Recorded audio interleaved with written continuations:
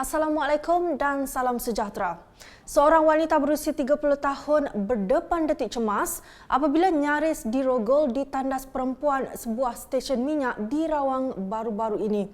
Difahamkan dia melihat ada perempuan lain berada di tandas berkenaan sebelum menyedari seorang lelaki berdiri di hadapan pintu dalam keadaan memalukan. Turut berlaku pergelutan antara wanita berkenaan dengan lelaki itu. Bagaimanapun, lelaki itu berjaya melarikan diri. Semuanya dalam kalender jenayah edisi 14 Mei 2016. Jabatan Imigresen Pulau Pinang menahan 47 lelaki dan 11 wanita warga asing yang disyaki tinggal lebih masa dan menyalahgunakan pas lawatan dalam operasi di Pasaraya di Bayan Lepas, Georgetown, Pulau Pinang. Operasi bermula 11.30 pagi itu membabitkan 90 pegawai dan anggota penguatkuasa Jabatan Imigresen Pulau Pinang, Perak, Kedah dan Perlis.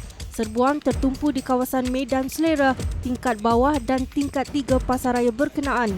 Dalam pemeriksaan itu, semua yang ditahan terdiri daripada tukang masak dan pekerja Medan Selera berusia antara 20 hingga 40-an. Semua yang ditahan adalah warga Bangladesh, Nepal, Indonesia dan Myanmar. 109 saman dikeluarkan bahagian siasatan dan penguatkuasaan trafik Ibu Pejabat Polis Daerah Melaka Tengah dalam Op Samsing Jalanan di Dataran 1 Malaysia, Klebang. Dalam operasi 5 jam itu, 205 motosikal, 15 kereta dan 2 van diperiksa. Selain 109 saman dikeluarkan atas pelbagai kesalahan, 5 motosikal turut disita. Antara yang dilakukan ialah tiada lesen memandu, melakukan pengubahsuaian tidak mengikut spesifikasi, cukai jalan tamat tempoh serta tiada nombor pendaftaran. 2 lelaki bersama 2 teman wanita mereka ditahan selepas dipercayai mempunyai kaitan dalam kes penemuan 7 bom di kondominium di Damansara Perdana pada 17 April lalu. Individu dipercayai suspek utama yang berusia antara 31 hingga 40 tahun terbabit ditahan di sebuah premis di Ampang kira-kira jam 1 pagi Sabtu lalu. 2 suspek yang diburu itu mempunyai rekod jenayah lampau iaitu kes dadah serta dipercayai terbabit dalam beberapa kes samun, pinjaman wang haram serta memiliki dokumen palsu. Semua yang ditahan reman ditahan sehingga Selasa. Seorang wanita berusia 30 tahun nyaris dirogol seorang lelaki di tandas sebuah stesen minyak di Rawang, Selangor. Dalam kejadian 10 malam itu, turut berlaku pergelutan antara wanita berkenaan dengan lelaki itu sehingga menyebabkannya cedera ringan di badan dan kaki. Depan toilet tu di depan pintu tu saya dah dapat keluar sikit dah. So dia tarik saya lagi dekat situ nak bawa saya dalam toilet tu. Masa tu saya dah beratkan badan, saya lurut.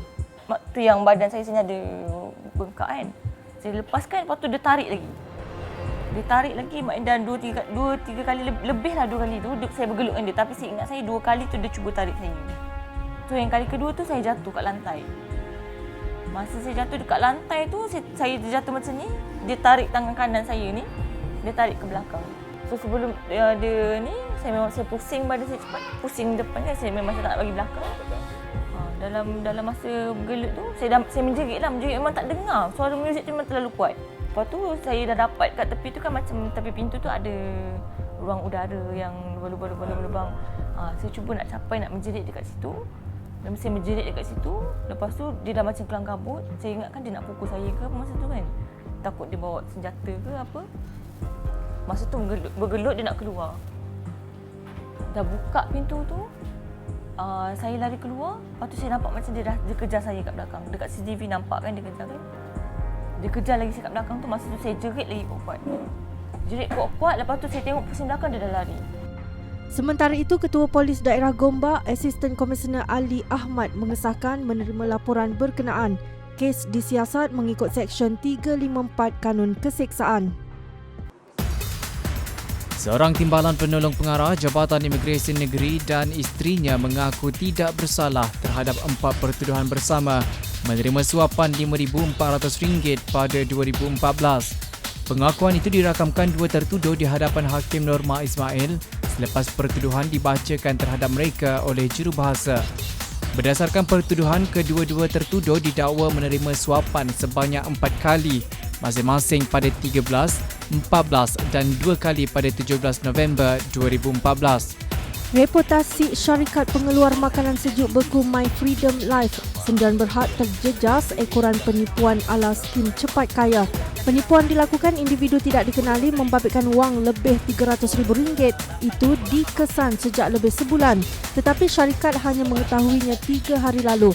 Ketua Pegawai Eksekutifnya Saiful Bahri Husman Elias Othman berkata, ramai yang menghantar viral penipuan itu kepadanya dan kaki tangan syarikat selain menerima ugutan ekoran tidak membayar keuntungan dijanjikan. Sementara itu, Ketua Jabatan Siasatan Jenayah Komersial Kelantan Superintendent Muhammad Zulmazi Cik Daud mengesahkan menerima laporan itu dan siasatan lanjut sedang dijalankan. 80 pendatang asing tanpa izin parti ditahan Agensi Penguatkuasaan Maritim Malaysia APMM ketika cuba keluar ke Indonesia menerusi perairan Pengerang Kota Tinggi malam Isnin.